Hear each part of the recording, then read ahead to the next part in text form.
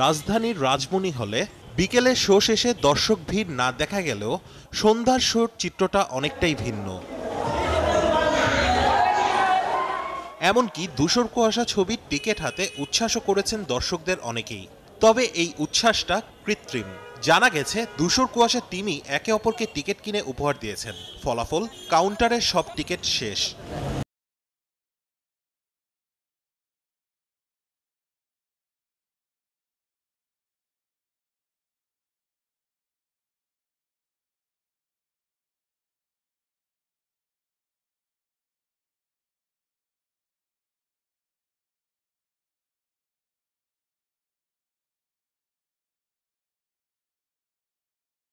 দিলেও তৃতীয় সংশোধনীর পর ছাড়পত্র নিয়ে দেশব্যাপী 10টি সিনেমা হলে মুক্তি পায় ধূসর কুয়াশা। রাশেদ আনিস, 71, ঢাকা। অবশেষে মুক্তি পাচ্ছে ধূসর কুয়াশা। এর আগে 2 বার সেন্সর বোর্ডে জমা দেওয়ার পরও ছাড়পত্র মেলেনি ছবিটির। এবার অনিশ্চয়তার কুয়াশা কেটে মুক্তির আলো দেখল ধূসর কুয়াশা। শুক্রবার দেশের প্রায় 20টি হলে মুক্তি পাচ্ছে সিনেমাটি। উত্তম আকাশের পরিচালনায় সিনেমাটিতে নবাগত মুন্নার বিপরীতে অভিনয় করেছেন চিত্রনায়িকা নিপুণ।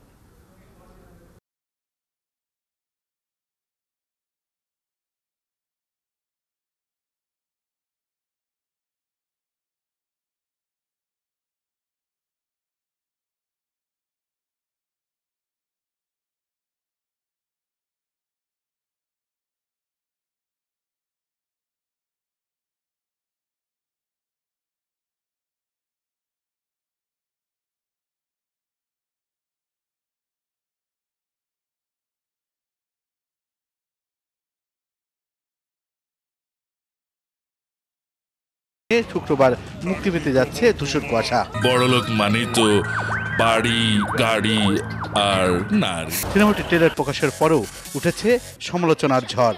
অভিযোগ, ছবি নির্মাণ করলেও করা হয়নি কালার কারেকশন আর নিম্নমানের নির্মাণ শৈলী, এই তকমা তো আছেই। কপাল আমার সবসময় ভালো।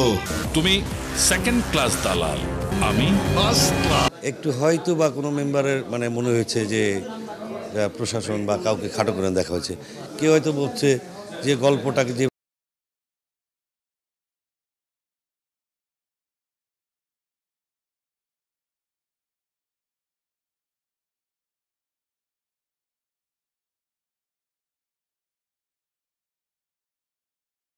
পরিস্থিতি ছবিটা করছি, আমার খারাপ লাগলো যে ছবিটার কালারটা আরও ভালো হতে পারতো, অনেক ভালো হতে পারতো। একেবারে খারাপ দেখার মতো তা না, আরো ভালো হতে পারতো, মানে আমি যেরকম চাইছি হয়তো বা তা পাইনি। সিনেমাটির প্রযোজক ও নায়ক মুন্না সব অভিযোগ অস্বীকার করে বলেছেন ধূসর কুয়াশা একটি ভালো মানের সিনেমা, যা দর্শকদেরও ভালো লাগবে। বেসিক্যালি এটা একটা সচেতনতামূলক একটা মুভি। এটা কিন্তু আমার এই মুভিটা কাউকে হেয় প্রতিপন্ন করার জন্য না, কাউকে অ্যাটাক করার জন্য না। নায়কের সাথে সুর মিলিয়ে সিনেমাটির নায়িকাও জানিয়েছেন ধূসর কুয়াশার বিরুদ্ধে যেসব অভিযোগ উঠেছে সব মিথ্যা। এটা ব্যান করার মতো কোনো কারণই ছিল না। এখন যেহেতু শুধু আমি আমার ক্যারেক্টারটা জানি, বাকিগুলি কি ছিল আমি আসলে জানি না। আপনি যেহেতু হিরোইন, তো কোনো না কোনো একটাও ছিল না। আমার সাথে যতগুলি সেকেন্ড ছিল, এবার আপনি হিরো বলেন বা ভিলেন বলেন বা কোয়ার্টিস্ট যারা ছিল, কোথাও আমার এই ধরনের অশ্লীল কোনো কথাবার্তা ছিল না। শুক্রবার দেশের 20টি সিনেমা হলে মুক্তি পাচ্ছে ধূসর কুয়াশা। হলের সংখ্যা কম হলেও সিনেমাটি নিয়ে বেশ আশাবাদী।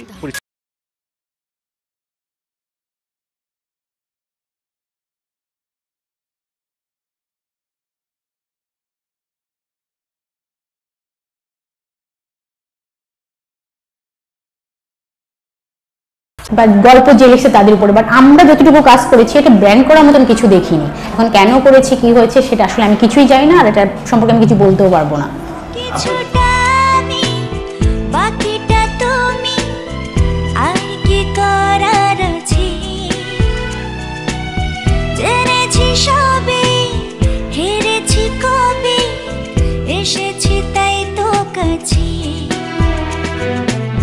পুরোটা আমাকে বানিয়ে নাও, চাইলে সব দেব, বলো কি কি চাও।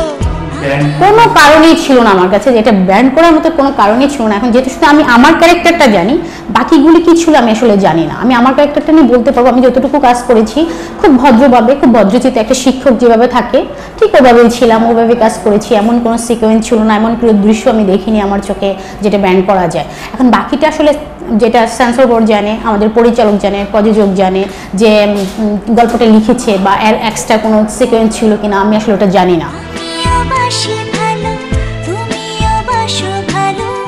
আমিও বাসি ভালো, তুমিও বাসো ভালো, হ্যাঁ বলে দাও,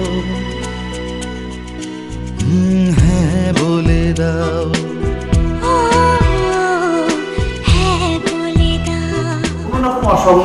নো একটাও ছিল না। আমার সাথে যতগুলি সেকেন্ড ছিল, একবার আপনি হিরো বলেন বা ভিলেন বলেন বা কোয়ার্টিস্ট যারা ছিল, কোথাও আমার এই ধরনের অশ্লীল কোনো কথাবার্তা ছিল না।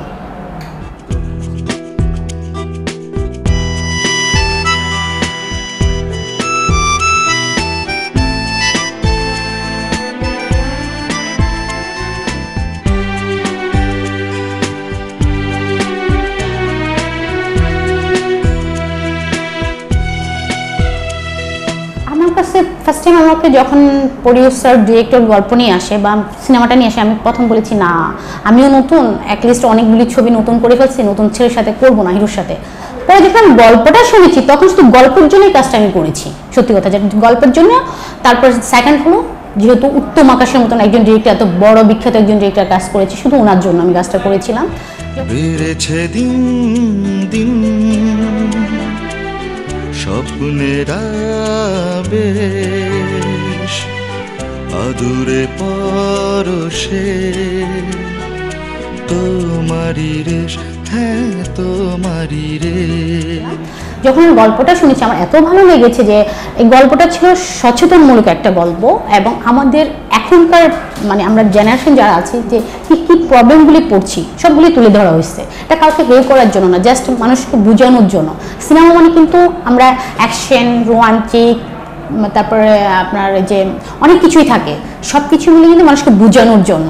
সিনেমাটা শুধু দেখার জন্য না, অনেক কিছু শেখার জন্য। এই শিক্ষাটা দেওয়ার জন্য কিন্তু এই সিনেমাটা ছিল, যার কারণে আমি এই সিনেমাটার গল্প শুনেই রাজি হয়েছিলাম।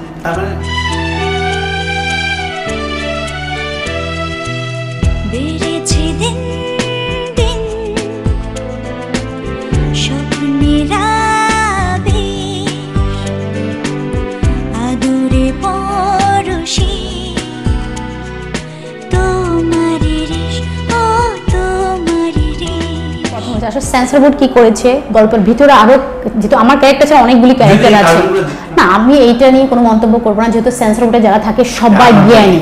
আসলে সেন্সর বোর্ডে যারা থাকে তারা সবাই বিজ্ঞ, জ্ঞানী, খুব বড় বড় লোকজন। তো তাদের যদি মনে হয়ে থাকে যে মুভিটা ব্র্যান্ড করার কোনো কারণ থাকে, তাহলে হয়তো ওই কারণেই করা হয়েছে। বাট ওই কারণটা আমি আসলে জানি না, যে আপনাকে আমি এখন বলবো বা উপস্থাপনা করবো কথাটা, আমি আসলেই জানি না যে এটা কেন করেছে। আর সেন্সর বোর্ড কখনোই চাইবে না যে একটা ছবি আটকা থাকুক, তারা অবশ্যই চাইবে যে ছবিটা চলুক। কখনো না না বলতে যে মানা, আমাকে তুমি সাথে নিয়ে নাও। আমিও বাসি ভালো, তুমিও বাসো ভালো, আমিও বাসি ভালো, তুমিও বাসো ভালো, হ্যাঁ বলে দাও, হ্যাঁ বলে দাও।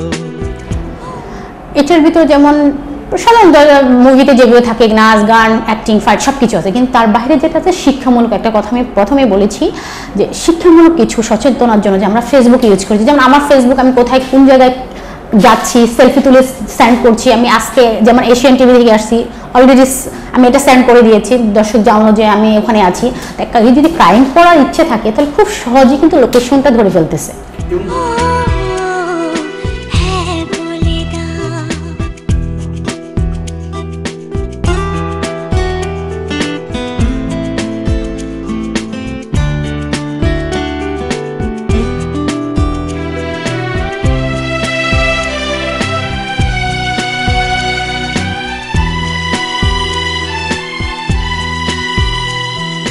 সুপ্রসন্ন একটা সামাজিক মুভি, মৌলিক গল্পের একটা মুভি। আর সবচেয়ে বড় কথা, এখানে আমার ক্যারেক্টারটা একটা শিক্ষকতা ছিল, আমি টিচার থাকি।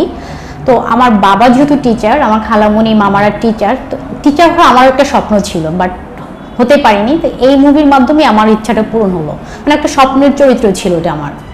চলেছে না বলে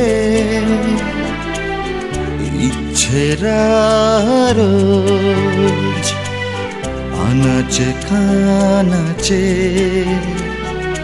তোমারই খোঁজ, হ্যাঁ তোমারই খোঁজ। চ্যালেঞ্জিং আমার কাছে, আমার প্রত্যেকটা মুভি চ্যালেঞ্জিং, যেহেতু আমি নতুন, প্রত্যেকটা মুভিতে বেটার কিছু দেওয়ার আশা করি। লুক, অ্যাক্টিং, ডান্স, মনে হচ্ছে কি এই ছবিটা থেকে মনে আমি ওই ছবিটাতে ভালো করতে পারবো, ওই ছবিটা থেকে ওই ছবি, বাট আমার কাছে প্রত্যেকটা ক্যারেক্টারে চ্যালেঞ্জিং। তবে সবচেয়ে ভালো লেগেছে আমার ধূসর কুয়াশার গল্পটা। আর চলেছে না বলে ইচ্ছেরা রোজ আনাচে কানাচে তোমারই খোঁজ, ও তোমারই খোঁজ। আর হচ্ছে বিধ্বস্ততে একটা কাজ করেছি আমি, বিধ্বস্ত মুভি, এটা হয়তো মে মাসে রিলিজ হবে। এটা আমার কোয়ার্টিস্ট ছিল কাজী মারুফ। ওই মুভিটার গল্পটাও আমার খুব চ্যালেঞ্জিং বা খুব করতে খুব স্বাচ্ছন্দ্য বোধ করেছিলাম। আমি শুধু আমার ক্যারেক্টারটা নিয়ে আপনাকে বলতে পারি। বলা আছে যে সিনেমাতে পড়তে পড়তে অসংলগ্ন সংলাপে ভরপুর, তো এই আপনি যেহেতু হিরোইন, তো কোনো না কোনো কখনো না না বলতে যে মানা, আবেগী হাতটা তুমিও বাড়াও। আমিও বাসি ভালো, তুমিও বাসো ভালো।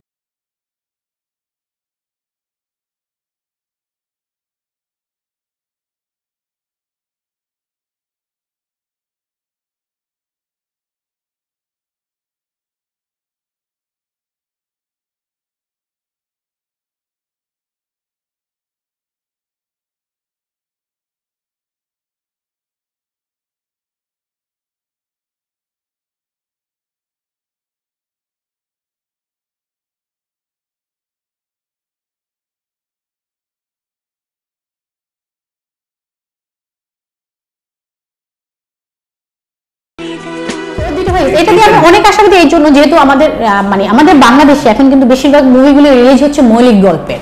তো সেই ক্ষেত্রে যদি আমি চিন্তা করতে যাই, এই মুভিটা যদি দর্শক বুঝে বা দর্শকের ভালো লাগে, আমাদের অ্যাক্টিং বা আমাদের যেই পরিচালক যে পরিচালনাভাবে সুন্দর করে গুছিয়ে রেখেছে মুভিটাকে, ওইভাবে যদি ঠিক উপস্থাপন করতে পারে বা দর্শকদের ভালো লাগাইতে পারে, তাহলে এই মুভিটাও মানুষ দেখবে। কারণ এটার ভিতরে অনেক শিক্ষণীয় জিনিস আছে, মজা আছে, আনন্দ আছে, ফাইটের সব কিছু আছে।